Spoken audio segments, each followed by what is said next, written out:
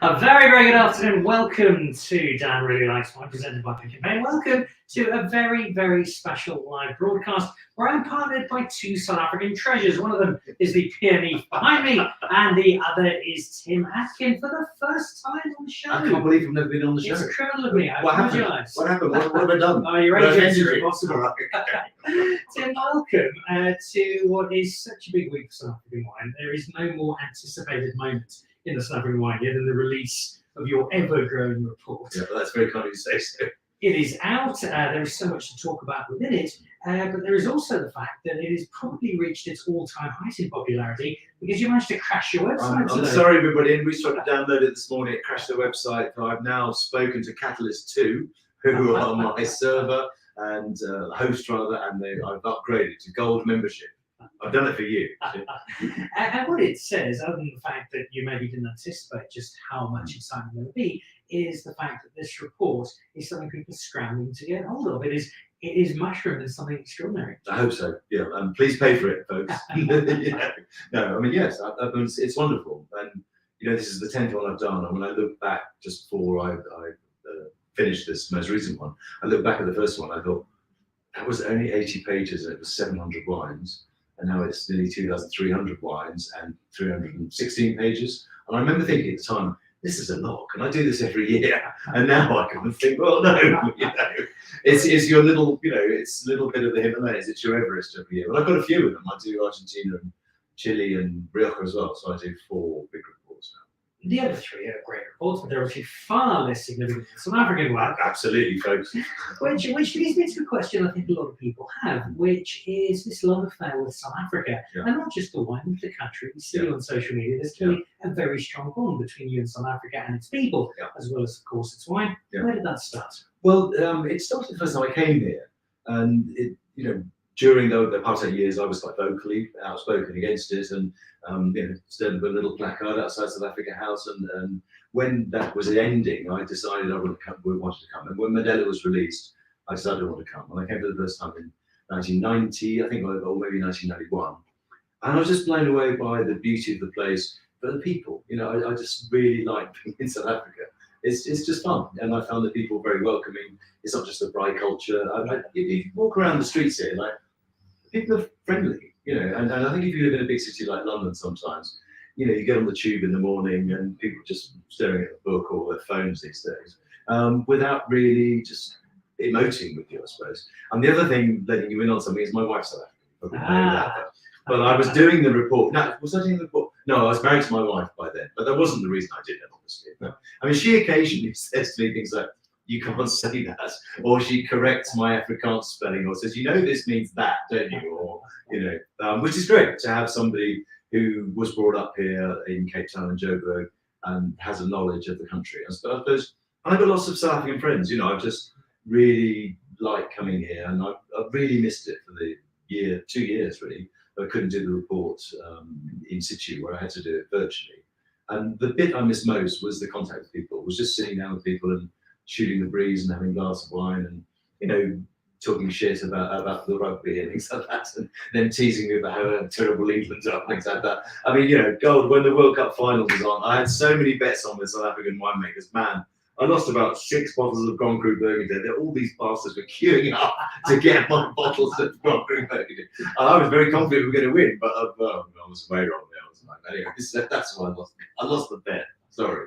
Well, we're quite happy that you lost that bet. Well, I thought you played very well, actually. And I think sometimes you lose rugby games and you think, how did we lose that? And we lost that because we lost a better team on the day.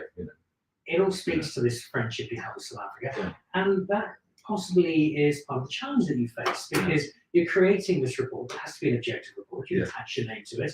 Tim Atkin, Master of Wine. People are reading this and they're believing every word you say. How difficult is it to have this extraordinary collection of South African friendships and then look through and say, well, you know what, you're going to do it for second growth, or I'm afraid that's only 90 points. Do you know that it's actually one of the hardest things of all, and I think that people respect you if they know that you're honest, right? So I can say this with my hand on my heart. I've never done anybody a favour because they were a friend of mine. And there are friends of mine who are quite pissed off that they don't do as well as they think they should in the report. And the thing you mentioned is interesting about the second growth, first growth thing. I mean, there are probably 3 or 4, maybe half a dozen what we might call super seconds, which would be the Bordeaux equivalent, where they're good enough to get up to first growth. They've been first growth. They've been knocking on the door of first growth. And this year, I even considered making the 25 first growths 30 first growths to dodge the problem. And I thought, no, I've got to do it. I've got to choose the 25 I believe in. And two of the people who've, one of the people who's gone down is someone who is a good friend of mine. And I haven't actually written to them to say so, but I should do, really, to say, look, this is the reason that I looked at it and I thought you had 2 95 plus point wines, and the person who went up had 3 or 4. And I just thought that I needed to reward that. I think once you get into a situation where you're rewarding friends, or there's a saying in German when they talk about having scissors in your head. In other words, that you self-censor. And I think once you get to the point where you self-censor, you stop being a journalist. And I think it is possible to have friendships, but it'll still remain objective, or as objective as one can be about wine, I would say. So it's something I do think about a lot. I mean, there are some wine writers who kind of go on holidays with wine producers on it. I don't tend to do that, nor do I really accept hospitality. Somebody said to me, hey, come and stay at the farm for a week. I just say, no, actually, that's really nice of you to ask. But even if you don't feel there's a debt there, and you probably feel the same thing as a journalist, there's no such thing as a free lunch. And that's it. People are never going to call in the favour, but that's always in the back of your mind, maybe when you're doing something. So it's tricky, isn't it? And I think the emotional side of wine, that you think about something, you think, that somebody's just split up with their wife, or somebody's just had an accident, or their farms just burned down or something, and all of those things are obviously in your head really, when you're reviewing their wines and writing. But I think you've got to try and put that to one side and just say, not in a cold-hearted way, but just to be as honest as you could possibly be. And I think nobody ever resents you if you're honest. I think if they don't trust you, that's the worst thing you can have about your palate or your views. If they're thinking for sale, that's a really bad thing. I think as long as people say, I might not like his opinion, I may not like him, but at least I know that he's assessing my wines honestly, and I think that's about as good as you can get. Yeah, if it comes from a place of objectivity, then yeah, maybe. I think it does with caveats. I mean, nobody's absolutely objective about everything. You can't keep memories or emotions or all sorts of things out of your head when you're tasting wine. And tasting blind in that sense is the best way to do it. But I don't really like tasting blind when I'm doing this, because I like to be tasting with the producer, asking them things, and knowing what's gone before. And it's very different. I think blind tasting is a different skill, and it's something I enjoy doing. But it's not what I do with this report. I think somebody last year criticised me and said, I can't believe he's doing Zoom calls with producers to ask them about their wines. Well, all I'm doing what any journalist does. You just ask them questions. You say, well, what did you change this year? I noticed that you've done that, or has this still got that little vineyard you use up there? And they say, no, we've moved, actually, go and buy from Billy Dreyer in the Fort Perleberg, and it's got Fidelia in it. You say, okay, that explains why the styles changed. And you don't get that at blind tasting. So it's a very long-winded. Greg Sherwood answers your question. I'm sure if he's not at lunch, Mr. Sherwood. He's usually at lunch. All those tastings lead up to the points, but I want to go back on the growth for a second, because for a lot of South Africans, it's not a concept we're that familiar with. Yeah. We don't have that here in South Africa, other than what you have given and apportioned to people. Yeah. Explain what you mean by a growth, and then how you decide on that. Yeah, it's a very good question. I mean, it's loosely based on something called the 1855 classification, which was done in Bordeaux and still exists to this day. And many of the classified properties are still classified properties, even though they've changed hands and all sorts of things over the years.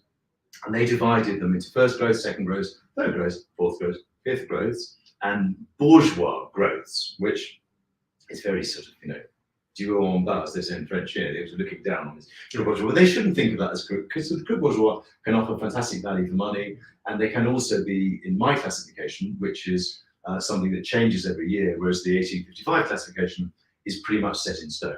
I mean, Chateau Mouton Rothschild was promoted from second growth to first growth in 1973, and that's been about it in terms of movement. I think there's been a couple of other instances where things have changed. Whereas mine is dynamic, and I wanted it as a bit to be a way of reflecting who I thought were the best winemakers in any given year, based also on their track record. And I think that the track record can be overdone in the sense that people say, oh, it's a very traditional place. It's been making wine since 1698 or something.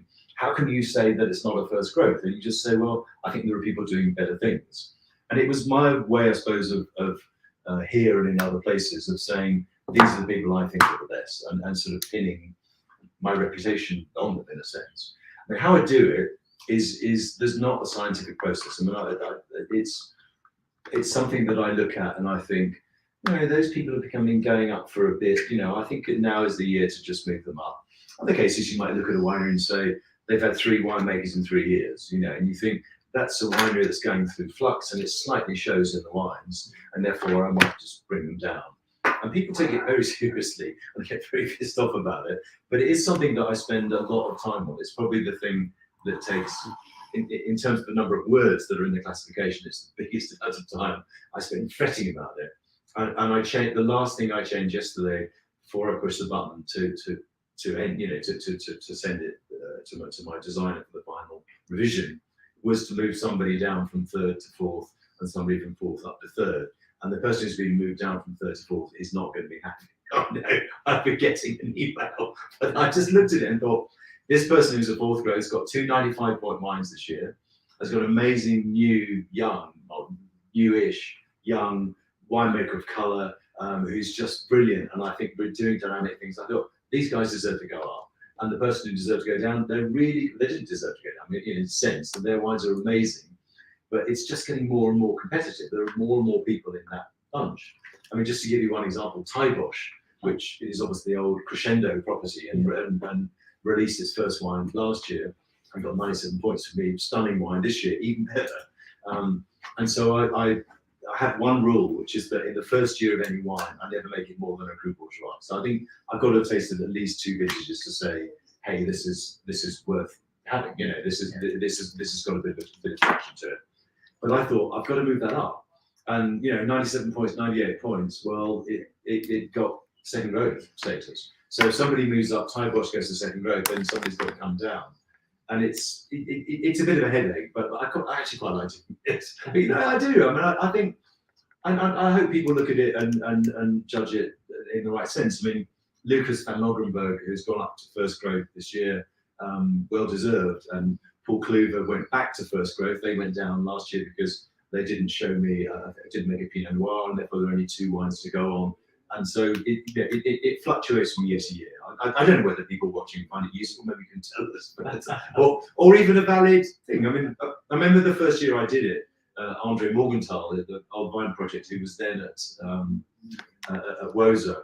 I sent him a copy of the classification before it was due to go live, and I said, just in any comments, and he said, people are going to hate this. And I said to him, I was like, do you remember people are going to hate it? He said, they still do. With great power comes great responsibility. I suppose so. No, but I do take it seriously. Yeah. And I don't just think, hey, this person's a trendy young guy making natural wines in the Swartland. He's made one wine that's had a good score. Hey, let's make it the 1st grade. I don't think that. Yeah. I mean, the few examples of people who've gone very quickly to 1st grade would be Chris Alhide. And deservedly so. Yeah, and funny enough, the first report I did, that 2013 report, his first vintage of cartology was my white wine of the year. Yeah. And if I may say so myself, that was quite a ballsy call, to make a completely new producer no one had ever heard, and his first white wine of the year. And that was a good statement. And my feeling is that the responsibility of a journalist, and I hope you feel the same thing, is to kind of take risks a bit, not just say what everybody else says and follow the consensus. But the bit of my job I enjoy most is spotting new talent and thinking, this person's going to be great, and I'm going to kind of bet on this person. In a sense, it's like backing a young horse or something, and say, I can see amazing potential in this person. And I'm not always right, but I think a lot of the time I am. And I really enjoy that. And that gives me a small little sort of moment of self-satisfaction. Whenever I think I got that right. I was one of the people who spotted Chris Alhide. I was on the There's an argument that you made Chris Alhide. Well, I wouldn't go that far, but I think he already had a UK agent, and I think other people had tasted his wines. But I think I helped to give Chris Alhide's career a boost. And that's a good thing. Yeah. Let's have a quick look. See Andrew Woolgar's watching over in the Carolinas. Hey Dan, Tim, website working fine. Just bought the report. Thank you for your continued support. Can I say thank you very much, kind man, for buying the report. Please buy it, everybody. Don't share it.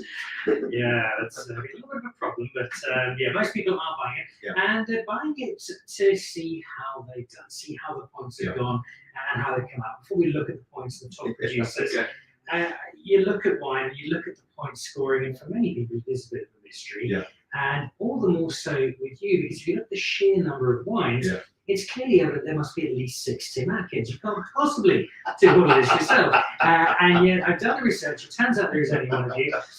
And many people say just as well. So, is there a very clear formula? Is it a mixture of formula and gut feel? Is it purely, I think this is a 94 one? I mean, the points are one thing, and the tasting note is another thing. And I think that people sometimes forget about the tasting note and just think about the points. Right? And it's depressing, really, if you're a wine writer, that you just see, 97 points, 94 points, 93 points. And you've actually spent a bit of time crafting a tasting note. And this year I wrote, 1,500 and something tasting notes. And that takes some doing. It's not as hard as writing, 600 Malbec tasting notes for Argentina, but you try and make them slightly different and interesting. And so that's my first thing I would say. It's not just about the points. The point system is something that we've all inherited as the gold standard, I suppose, for want of a better term, of wine reviewing. And it was set up by Robert Parker. And in some ways, let's face it, it's ludicrous, right? That something that gets 70 is undrinkable, right? If you got 70 out of 100 when you were doing a degree when I was at university, you get a first-class degree. And so a bit of it is silly, right? The numbers are silly, but I think it is a good way of calibrating the palate of an individual critic. So you can basically look at it and say, I like what this guy does around 90 points. I know what he means by a 90-point wine. And if he gives it 100 points, which I've done 4 times now, they say, this is really special. I'm going to go and buy this, or sometimes invest in it, although I don't really encourage that. So, I do see why some people think the points are silly, and there is a degree of competition between critics, which I try very hard to resist, whereby people deliberately give higher scores. I promise you, so that they'll get quoted on websites and that people will buy their stickers and things like that. Yeah. And I think that's a shame that people do that. I'm lucky enough to have tasted nearly all of the world's best wines over a long period of my career, and I can set, I hope, South African wines in a context. And if you look at, for example, the reviews I do of Chile doesn't get many 95-point wines at all, because I don't think the wines are as good. They sort of struggle to get to 100. Whereas Argentina, where South Africa this year is 195. Sorry, but because I think the wines are worth it. And I think anybody who came to the tasting last night in Cape Town, we did a tasting, we're doing one in Joburg tonight, and taste those wines or buys the report, and on the strength of those buys those wines, I hope they agree. And sometimes you're going to find wines you say, I don't see what he sees in that wine, and that's fair enough. Not everybody's palate's the same. That if you and I were sitting with a dozen wines, we might agree on 8 of them, but you might like 2 more than I do, and I might like 2 more than you. But that's fine. It's not science in that sense.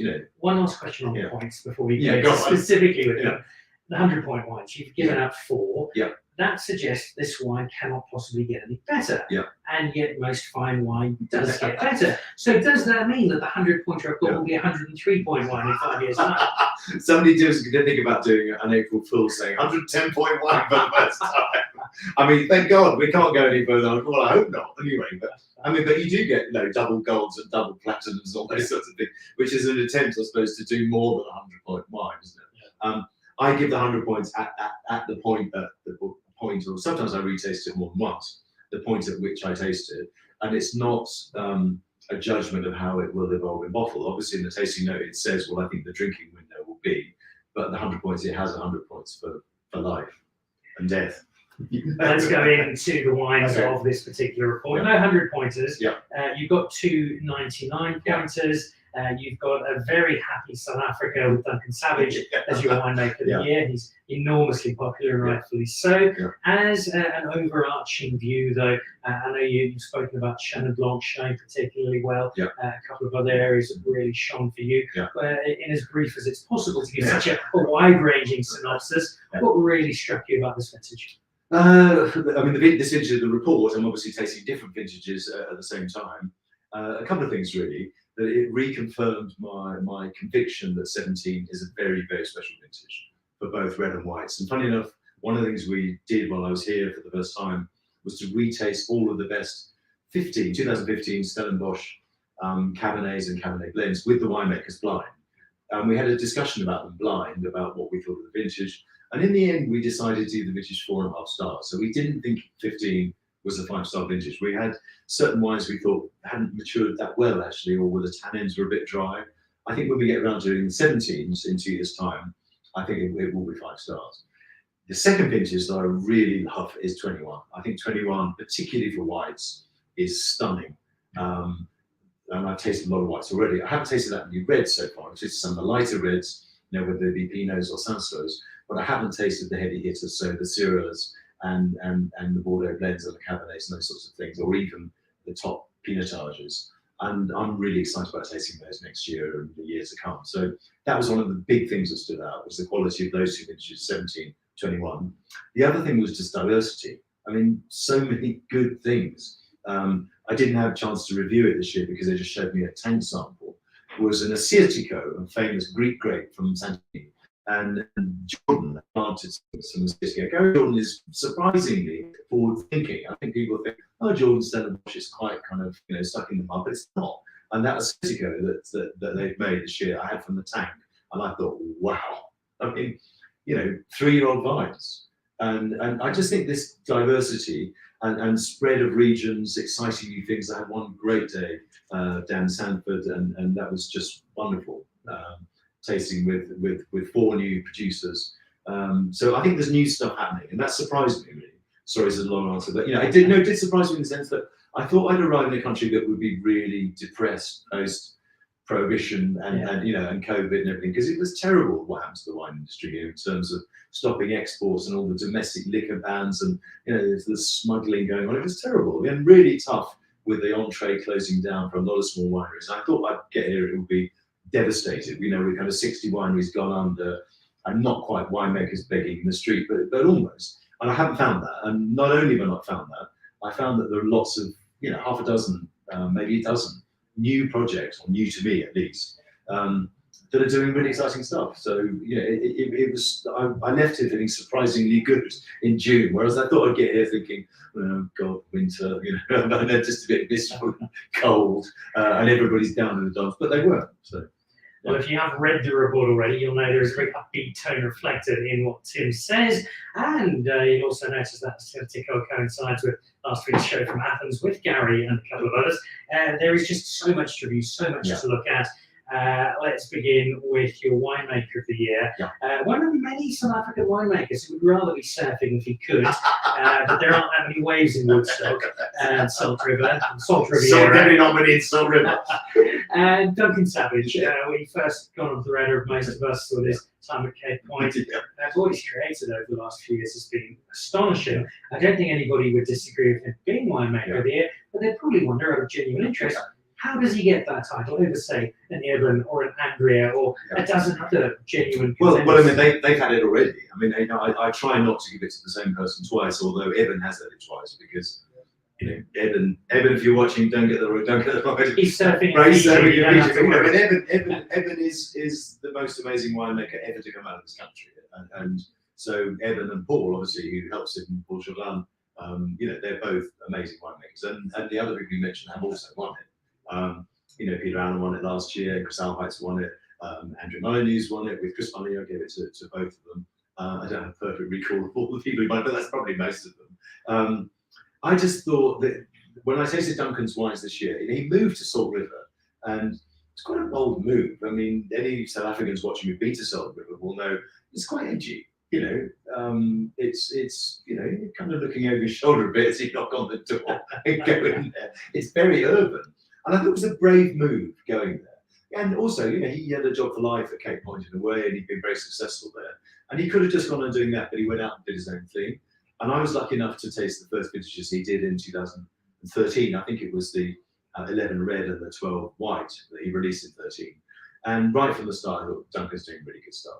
And I think the range just got better and better and better and better. And this year, I really felt he'd kind of grown into the premises in Salt River. He'd kind of taken possession of them. And I just thought it was a brilliant lineup of wines. And they're always very, very good, with, you know, 2 or 3 unbelievable highlights. But this year, I thought the whole range was very strong. The other thing I wanted to kind of reward is the wrong word, but give it to him for was his work in helping transformation. But, you know, his assistant winemaker is Benelli. Before that, Chiara Scott was working there, who's now at Brookdale, and Chiara won the Best Value Red of the Year this year. And it was another thing I noticed this year, very exciting, I think, that we're finally starting to see some really good young black winemakers coming through and be given the chance to be assistant winemakers, to do their own things, or in some cases to be running whole wineries. And that's a big change in the last 10 years, I would say. I don't know if that's being unfair. And it takes time, this stuff. You know, you've got to give people the education, you've got to give people the mentorship, they've got to do the hard yards, as it were. You can't just drop somebody into a winery and say, hey, you know, here's a white coat, you're now the winemaker, if they haven't got the experience. And I thought Duncan is, in a very understated way, Duncan would be the last person to even mention that to anybody. You know, I think that's another really significant thing that he's done for South Africa is just, in his own quiet and amusing and fun way, just given transformation a little bit of a gentle nudge forward. I think that's his wines alone would be enough. But they would. But that's a really, yeah, really. And that obviously wasn't the main reason I gave it. But I just, it's funny because when I went there, Benelli was there, and Duncan said, right, Benelli wants to show you his wines. He's going first. You know, he said, I'm not going to sit in on the tasting. I'm not going to tell it to, you know, listen in. And I had, you know, 40 minutes with Benelli to do his 2 wines. And Duncan came over and he said, what do you think? And I said, they're really good. And Duncan said, you know, I told him he's got to stand on his own 2 feet. That I'm not going to, and I'll give him a bit of advice, but he's got to run a business that works as a business. And I thought that's good advice, because Duncan runs a business that works as a business, and that's not easy, you know. You also celebrate people beyond just the winemakers, and speaking to your conversation on transformation, I think Sheldon got Viticulturist of the Year. How important is it for you to step beyond just the faces we normally see and recognise that broader sphere of the wine industry? Yeah, I mean, there wasn't the reason I gave, you know, his colour of his skin wasn't the reason I gave him the award, but I think it was a significant award in that sense. And on Sunday night, the night I arrived to have dinner with 12 young winemakers or bloggers, or in my case, of colour. And the first time I'd done that, I said, we should do this every year, because it was just, you know, I bought them dinner and they brought the wines, and that was the deal. I think next year I'm bringing the wines and they're buying dinner. but you know, it was just to, and help is the wrong word, it's just to give a bit of encouragement and to be part of that scene, really. Sheldon has been doing it a much longer time, and he's one of these sort of unheralded people in the industry. You look at just the vineyards that guy has planted and pruned and looked after. And I had the luck one day to spend a morning with him, with Rosa Kruger. I was doing a piece about Rosa, and she said, let's go out with Sheldon and just talk to him and the pruning team and about how he plants a vineyard. And that guy is brilliant, you know, at contouring vineyards, of understanding pruning and getting the best, not only out of old vines, and they're very difficult to prune well, but also of establishing young vineyards and making the best of them. So I wanted to give it to him, really. I mean, I could have given it to a grower. There are plenty of people that I'm certainly in the frame, or to a viticulturist who's a kind of academic trained viticulturist. And there are certainly 2 or 3 of those who are in the frame who will get it. But I want to give it to him because he's at the sharp end, and I think that too often people who are at the sharp end don't get recognised, and they should be. There's a youthful feel to a lot of the recognition, but not exclusively so. It's a few old farts like us.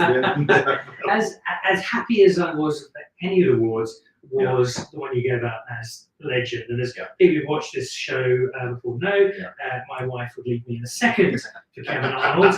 She thinks he makes the greatest Shiraz she's ever had, and the fact he looks like a... And he's pretty good looking guy as well, isn't he? Bastard. And I accept this. And I think most people in the wine industry know Kevin's had some challenges over the last couple of years. So to get this recognition, and I saw the speech you made last night, it was heartfelt, and this really meant a lot to him. But far more importantly, he's meant so much to the South African wine industry. So thank you for that recognition. No, pleasure. And funny enough, when you're doing these awards, you are emotionally invested in some of them. But I must say, last night was one of those moments when I just was a little bit sort of tearful. Because as you said, I think what that guy has meant to this industry, and he's so selfless. If you look at just the number of people who've been assistant winemakers under him, whether at Delheim or Ruston Fraser or at Waterford, and that guy has given so much back to this industry. Not only is he a brilliant winemaker, not only did he effectively create Waterford, and which is one of the great places to sit and have a glass of wine. You feel you're in the Napa Valley. It's except there are no Americans there, but it's not many. But it's just so nice that you just sit there with a glass of wine and you think that this is how wine should be enjoyed. And that's him, vision of his wife as well, who helped make that work. And I just thought he richly deserved it, and particularly the manner in which he left Waterford. I don't know all of the details, but I felt a little bit for him really, and he's been very professional and not said much about it.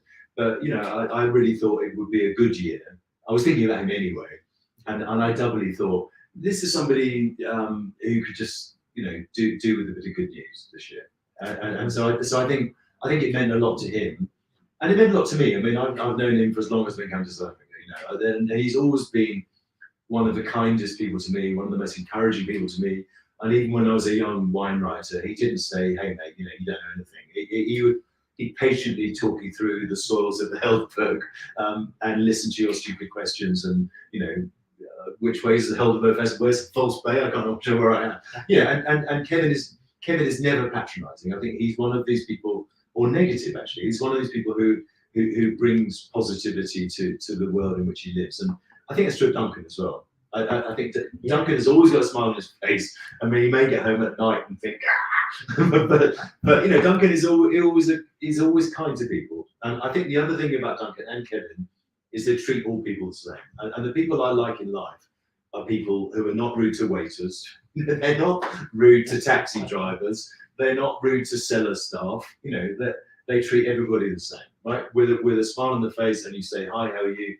Nice to see you." And with the caveat of rugby referees, that's absolutely. If you're wondering what... Or Erasmus. Right, so that was Tim Atkin on the show. If you're wondering what Kevin Arnold is up to, he's out in Hermanus now, and you're going to see Kevin and the entire Arnold family on the show in about 3 weeks' time. Fantastic. We know we'll do brilliant things. We do indeed. So he is somebody who's been around for many years. There are a lot of new faces. There are a lot of guys kind of in the middle, and they make up this spread of wine that you've looked at over your current report. The top two in terms of points, your best trade, your best wine. No hundreds this year, but 99 for Columella. So that's a failure for him. So I quit winemaking and just go back to surfing. And 99 points for a wine that I've been drinking quite a lot of over the last few years. We've seen quietly the rise of Semillon, and particularly bushvine Semillon in that, or old vine Semillon in that Franche area. The Columella won't surprise people. I think Semillon might have surprised one or two people in terms of which white wine would come out on top. Tell us a little bit about these two. That was amazing wine. And funny enough, the first thing I did last night was when I got into the tasting, I thought, I'm going to taste it again. Because sometimes, you give hard scores to things and you just get one shot at it. And I thought, well, I'm going to taste it again. Thank God for that. It's brilliant, right? So the winning wine was Buckenhuskliff Semillon. And, old Franschhoek vineyards. I think they use 2 sites, but they're certainly using quite a bit from La Colline, maybe even 3 sites now, as well as stuff from their own farm. And Gottfried Mocker, who's been there probably 5 years now, who was the winemaker at Chamonix, and one year he won Best White in my report for a Chamonix Reserve Chardonnay. So he's no stranger to the White Wine of the Year. And it was one of those things that came out of left field. But I always like the Semillon. It nearly always gets 95 points or so, or 94, and it's a very, very good Semillon. This year I just thought, wow. This is just the one. This is the best wine I've tasted this year, certainly from South Africa, and probably from anything I've tasted this year. And he just nailed it, and it actually changed the style. So, I think if you're used to the previous style where it's also a little bit of muscat, like 3%, that was a bit more noticeable in the past. It was also a little bit fatter. I mean, Semillon's not particularly fat as a grape, but it was a little bit broader, a bit more textured, a little bit more kind of wet, woolly. That character you get when you go out in the rain and you've been wearing an Aran sweater and you smell it and it's a bit wet wool. It was a bit like that, almost a bit like Loire Valley Chenin Blanc like. This year, it smells like an incredible white Burgundy. I mean, if somebody gave it to you and said, what do you think this is? I'd smell it and I'd say Coche Jury or something like that, except at, a tenth of the price, of course, until this report comes out, obviously, and then it goes up. I don't know. And I just thought, wouldn't it be great to give it to a Semillon? That white wine of the year has never been a Semillon. It's often been a Chenin, obviously, because Chenin is South Africa's best white grape, sorry. And so I think people were expecting a Chenin. There's always a bit of speculation beforehand about what would be white wine of the year. And I think probably nobody saw that coming. Yeah, well, you've got a very happy team. Well, thank God for exactly. Some of the other people watching at the moment, Eric, the clueless wine guy, is watching. Mr. Atkins, ever needs help drinking all the wine he said? I'm happy to help. I would love to. You wouldn't like the hours. From him. There's really a queue of people outside Tim's house. Now, Lisa Harlow is a big South African wine supporter over in the UK. Great all the stories behind the awards from Tim. The other wine that got 99 points was the Columella, one of a number of wineries that got a slew of 95 plus points. I think the other was 9. Was Andrea and Chris May 13? Andrew and Chris were 13, but they're cheating because they've got 2 brands. So they've got Leaf Sands and they've got Molyneux. But I mean, those guys are just, it's unbelievable. And I mean, I can still remember back in 2007, I'd met Chris at Toolback Mountain Vineyards, and he was doing some pretty good stuff there up in Toolback. And they were launching a new project called Molyneux, named after him. And Andrea was obviously involved as well. And I remember the first lunch, there was a dinner where they brought these sort of first Molyneux wines along, and we sat around the dinner table and discussing them, their plans for the future. And immediately you could see that they're a class act. They're very, very, very good at what they do, as well as being lovely people, but very focused. I mean, Andrea is a super focused person. She's one of the most focused people I think I've ever met. She just combines this ability to multitask. And I think they were a perfect combination, really. And little by little, I think that brand has just got better and better and better. And they're rightly a first growth, and she's won lots and lots of awards for everything. Somebody gave her 100 points. Greg Sherwood gave her the Olorosé, which was my sweet wine of the year in my report. Gave that 100 points. And I gave it 98. So sorry, Greg, nearly there. But. You also gave out a pile of 95 pluses to the Newton Johnsons up. Yes, and there were a number of guys who sit in this upper area. Was there, and it's a difficult question to ask, probably an even trickier one to answer, but was there either a particular estate or a particular area that really took you by surprise in terms of quality? Well, funny enough, I didn't even do the numbers, and somebody, the person, August Collective, who were doing the PR for the report, I sent her some ideas for the press release, and she said, "Have you noticed how many ones from Stellenbosch?" And I said, "No, I didn't notice." And she said Stellenbosch was by far the most successful region. I haven't crunched the numbers, but she said it was way ahead of number 2, which was the Swartland. So inadvertently, then I think Stellenbosch has reclaimed its position, I would say, as South Africa's best wine area and most famous wine area, I would say, outside South Africa. I mean, for all that the Swartland Revolution has done for South Africa, it's a fairly small number of really top producers, where I think Stellenbosch has got strength and depth and all these different sub-regions, which I think should be recognised, really. So I think that was one big thing, was how well Stellenbosch did. There were a few people who in the report, in the 95 pluses for the first time, like Diana Carinas was in there for the first time, Jocelyn Hogan was in for the first time, Lanzerac had a Pinotage in for the first time, and one really good wine, Off the Record. We had that, which is a Syrah from the Ceres Plateau. And I think this is the first official vintage of this wine. Bobby, the guy who makes it, said to me, "Oh, yeah, I did make one before, but no one knew about it." And I tasted that, and I thought, "Wow, that's amazing." So, I made his year probably, and maybe he's the next Chris Ally. Who knows? Yeah.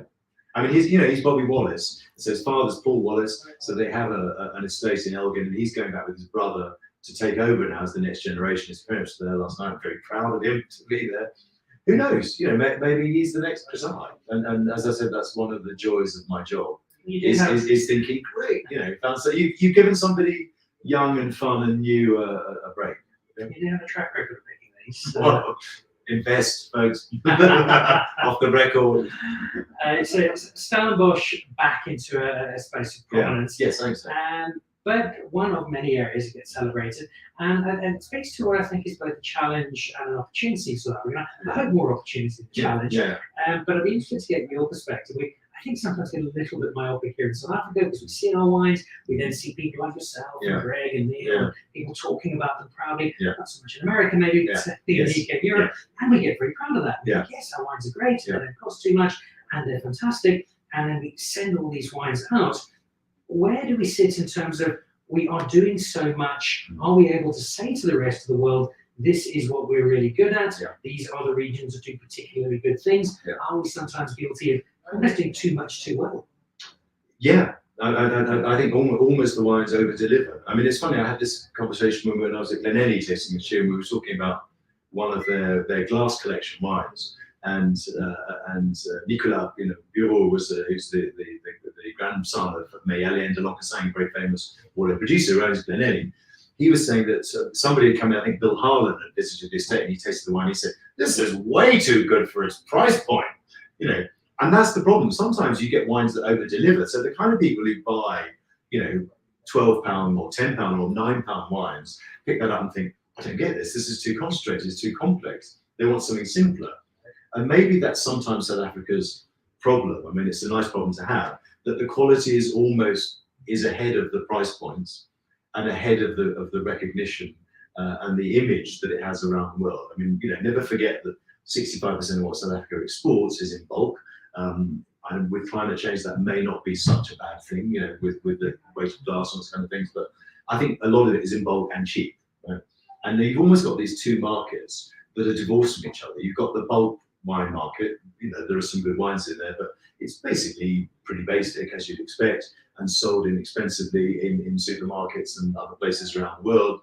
And then you've got what I think of as the kind of fine wine and emerging fine wine category, or the premium category, whatever you want to call it. And I think South Africa massively over-delivers in that. And the rest of the world hasn't got it. I mean, I think the UK's got it. I think Holland has understood it to a degree. I think some people in South Africa, but not everybody, has got it. But the States is a big nut to crack. I think if South Africa could crack the States, and suddenly you've got people in America saying, "Oh, I used to buy white Burgundy, but God, man, that stuff's so expensive and it's shit," and they suddenly say, "Hey, but I found this Chenin from this guy in what's it called again, the Swartland?" And suddenly you've got this bottle of wine, and suddenly find that that Eden's wine on the secondary market, and Mrs. Kirsten, or it's not this one, I don't know, but Skurfberg or whatever, or Columella has suddenly kind of shot up in price. And I think you need that secondary market. When we're sitting at Strauss auctions today, I think what they've done has been great. They've started to take over really from the Niederberg auction, and the secondary market is very important. That you and I want to go out there and buy older vintages of things where you say, "Hey, I remember that 2013 of Savage Red that you served me. It's amazing." And you say, "Yeah, God, simply selling 6 bottles online or something," and you buy it. And that's the next stage. And I thought that stage would happen faster than it has done, to be honest. But again, it's a bit like the transformation thing. You can't rush it. It's got to happen organically, I think. And it's also been a couple of difficult years in terms of getting wine out to the world. No, really difficult years.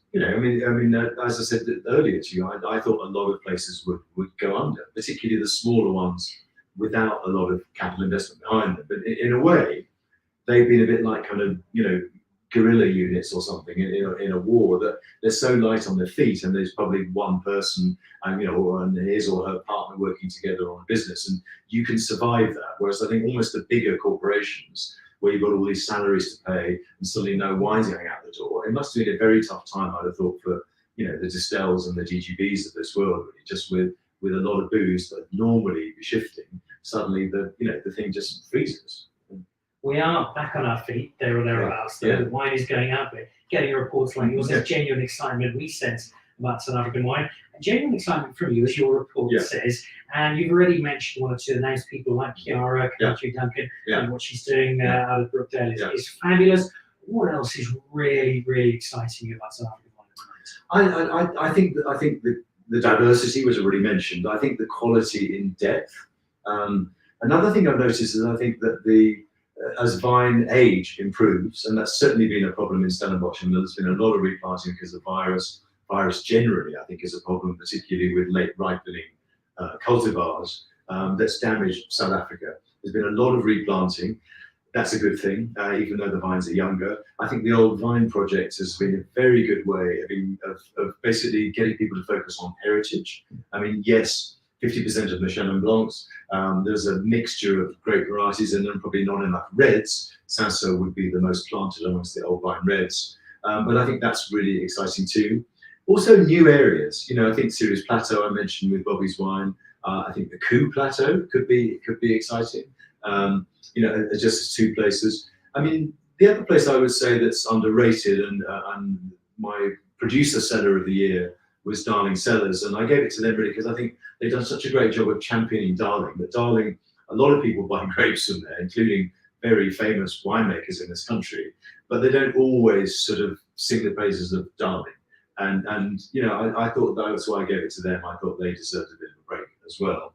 And they lost this terrible accident in the winery last year where a tank fell. It was a bit like a series of dominoes, and this tank fell over, and they lost something terrible, like 500,000 litres of wine. So I suppose that was another slightly emotional. I was sort of thinking, if they're going to get it any year, maybe this is a good year to give it to them, so that they can say to their growers, "Hey, you know, we won something, right?" It's like, you know, the scrum before the match, or even after the game. And so I thought that was really important. And yeah, I thought that's another thing I've noticed. I mean, so many things. It's just exciting. I mean, Syrah is one thing.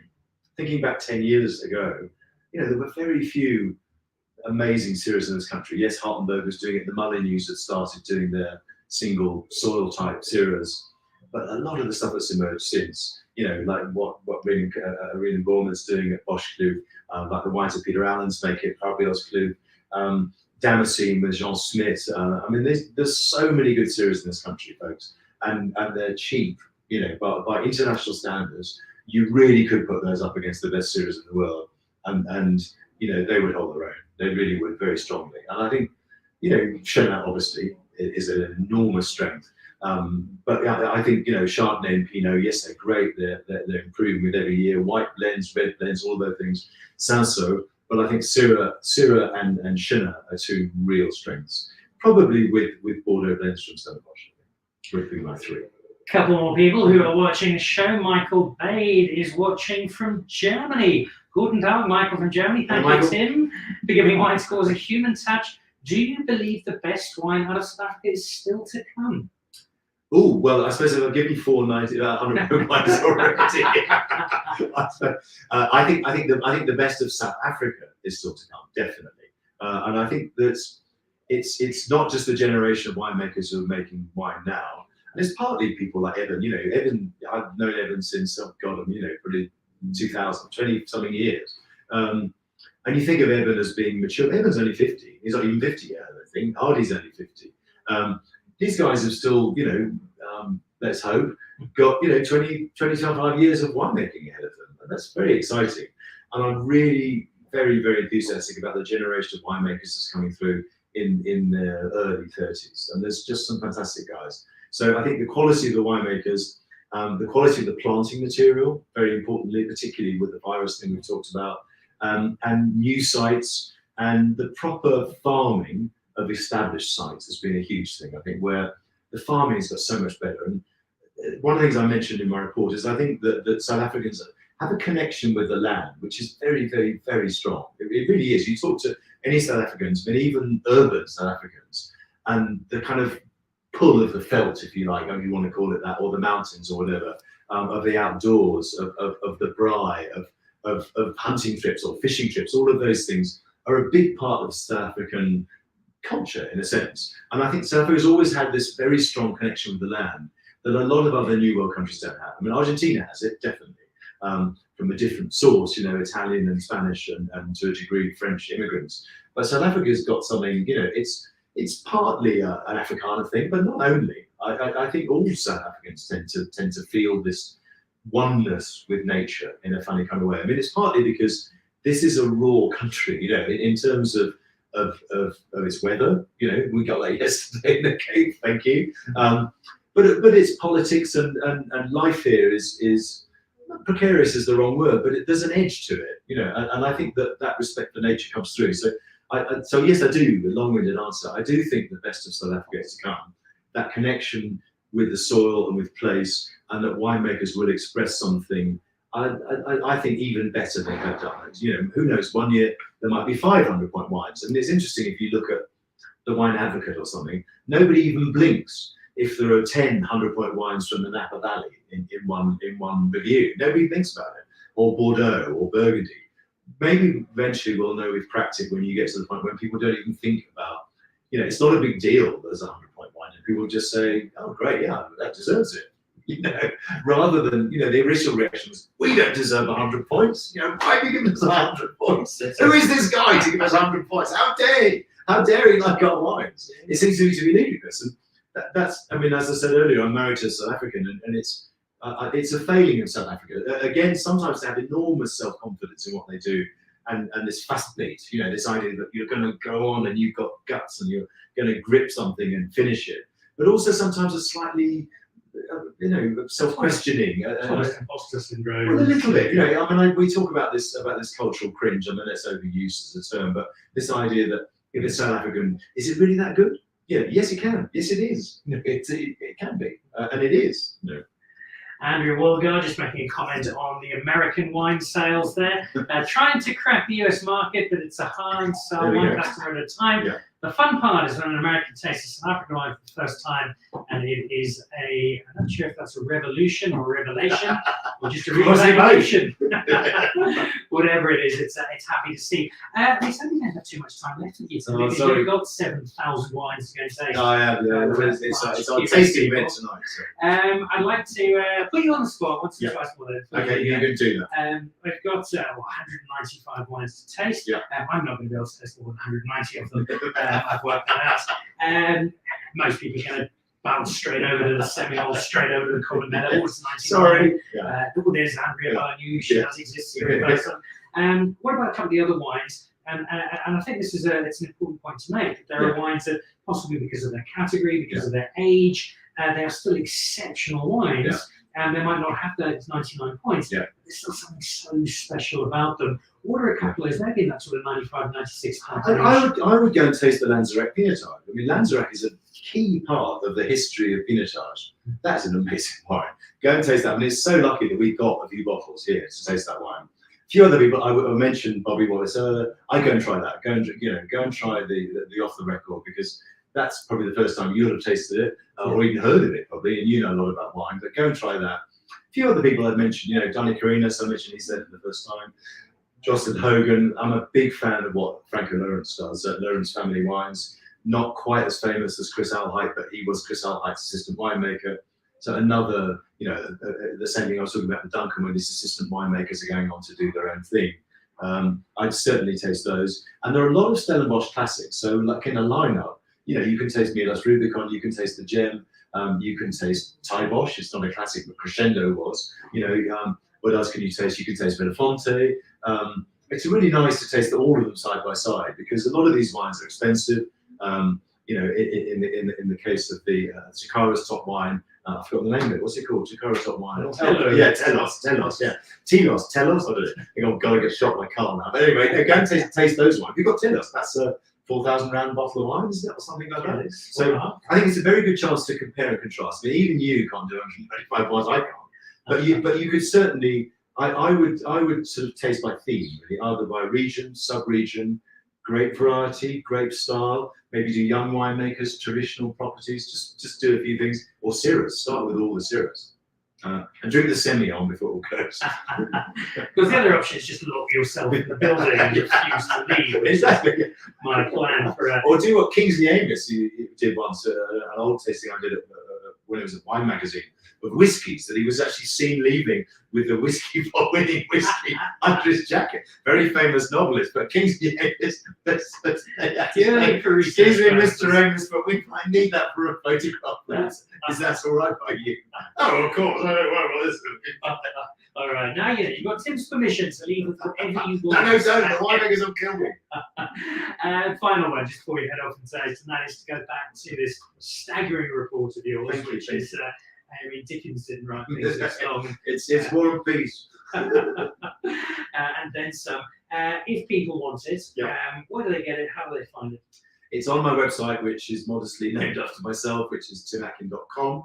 And it's £20, which is, I'm not sure what lays in round these days. 8,600. There we go. What's happened to the round today? It's about 400. Right, so about 400 round. I'm pleased by it, and I know the temptation, because it's a PDF, is to share it with your friends, but please don't, because it's a lot of work and it means a lot to me, and it helps me to keep paying the designer and the person who designs it. And the website crashed today, this morning, because so many people wanted to download it. We've now got the website back up and running, as I said earlier. So I hope, please, if you want to download it, it's there now. timatkin.com and under reports. Which leads me to my very last question. Yeah. On the scale of labour of love to roaring commercial success, where does this sit? This sits in the middle. I mean, I make way more money, surprisingly, out of Argentina.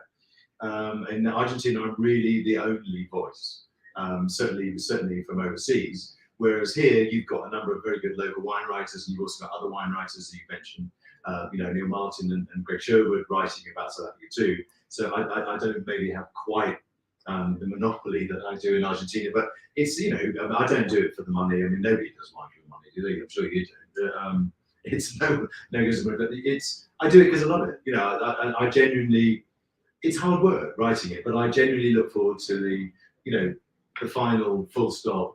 And seeing it come out and sitting there and thinking, shit, I wrote that. That's 316 pages. It took me a month of my life to research it. And it took me another sort of 5 weeks or so to write it. Long days writing tasting notes. But I'm proud of it. And more than anything, it's not just the scores, folks. It's a bit of journalism. And I hope that if you do buy it, you'll read what I call the 10 things you need to know about South Africa. I mean, a bit patronizing to a South African if you probably know those things already, but that's 12,000 words of writing, and it's pretty in-depth stuff about what I think about the industry and, what's happened over the last couple of years. So I hope if you do buy it, you won't just look at the scores and buy the top scoring ones, but maybe read some of the other stuff and ponder it at your leisure.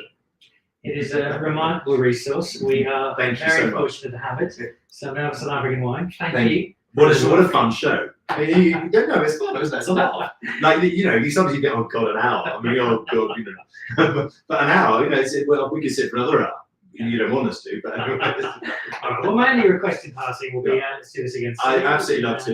It's been enormous fun. Thank you for your very good questions. I can tell you do this a lot. All right, well, there we go. This has been a really, really special edition of Dan Really Likes Wine from Strauss Auctioneers. We will be hosting the Dan Really Likes Wine charity auction at the end of the year, and I'm off to do some tasting. Don't forget the rest of this week. Please join myself and Joseph Duffano at a special screening of Blind Ambition Thursday in Cape Town and Friday in Johannesburg, and on Thursday the live show level 4 of the Blind Ambition sommeliers. Great film. Great film. Can't wait to see it. And Thursday night, if you are on DSTV, brand new season of the Dan Nichols Show, season 16 kicks off. Kevin Lorena heading his world title fight next weekend, and David Cowie's new film is out in cinemas now. That is it for us, Tim. Thank you. Thank you. Let's go drink a lot of wine. And there we go. We'll see you back on Thursday. It's Dan Really Likes Wine, presented by Pick and Pay, with our very special guest, Tim Atkin. Thanks, guys. Tim Atkin Report. Goodbye. To join the Pick and Pay Wine Club, simply SMS your smart shopper number to 36775. It's absolutely free, and you'll get for yourself 3 times the smart shopper points on every bottle of wine bought. You'll also get a 20% discount on 10 different wines each month, a 25% discount on a case of wine, and a Magnum, some terrific competitions and invitations to awesome events.